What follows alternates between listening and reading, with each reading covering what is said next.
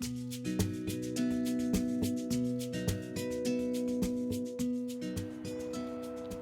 drivers, it's Brian Reynolds, the Director of Safety with Reliance Partners, and I want to cover some backing basics.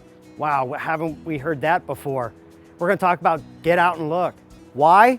Because it works. Anything that's a stationary object that is there when you start backing is going to be there when you finish backing. Can things change and move around you? Absolutely, but not with the stationary objects. We're going to talk about, to me, one of the most important parts of backing is the setup.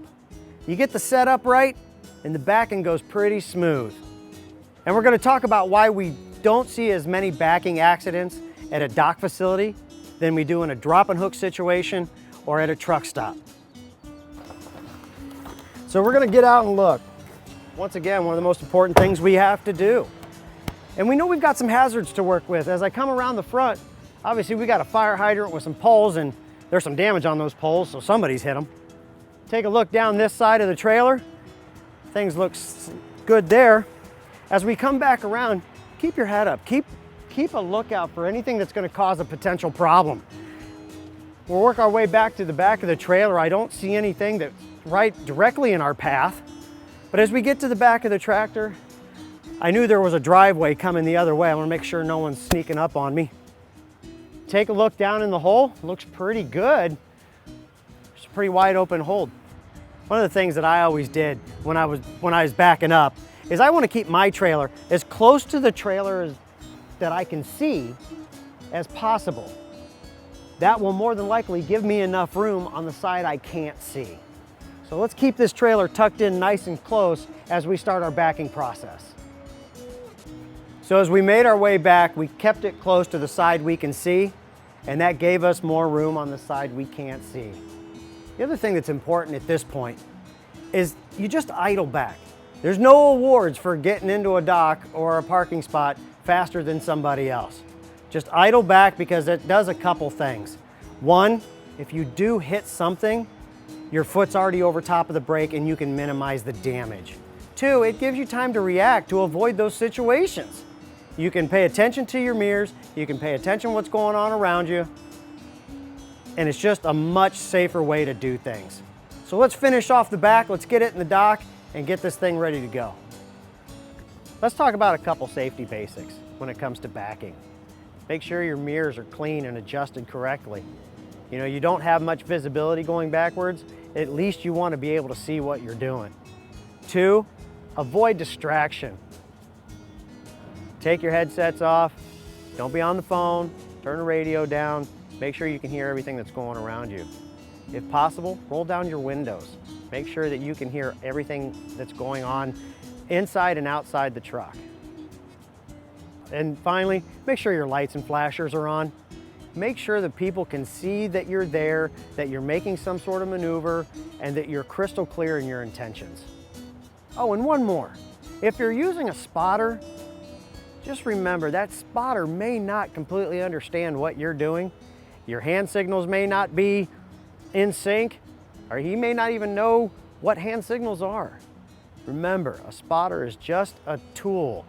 If you are backing up and you hit something, it's still on you. That spotter's not going to be around to take the blame, I guarantee it. So we took care of the most popular way of backing up into a dock. That's that 45-degree alley dock. But what if you don't have that availability? What if you've got to set it up in the dreaded blind side? I'm not a big fan.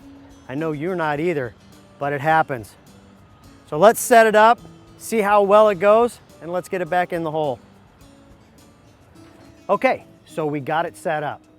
A lot of the processes are the same when it comes to blind side versus sight side backing.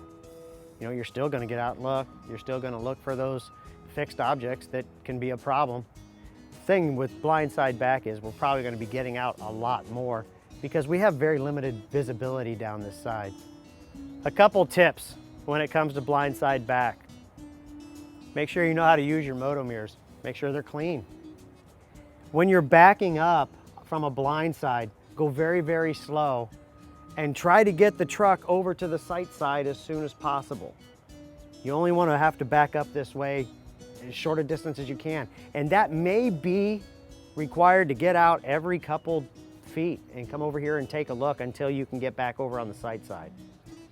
Lastly, if you're lucky enough that your truck is equipped with a sleeper window, unfortunately this one's not, so I don't have that benefit this time, but if you've got a sleeper window here, that is a great tool. Take that curtain down from the inside, open up your curtains between the cab and the sleeper, and you're able to look right down there and have a really good view of what's going on back here.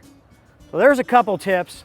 Let's get this thing backed into the dock and see how fast I can get it back over onto the driver's side.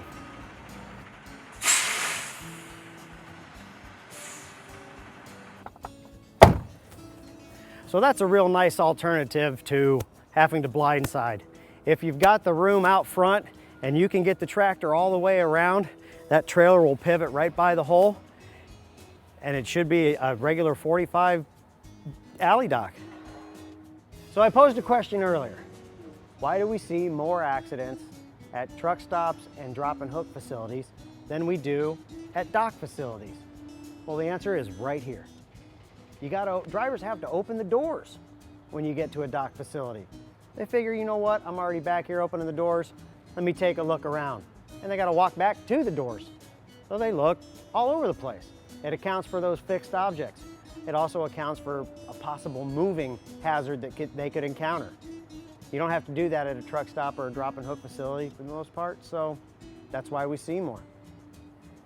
Well, I think we determined that setup is a pretty important part of backing.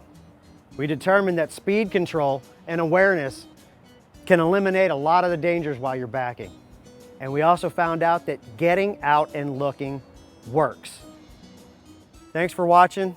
Everybody be safe and make sure you get out and look.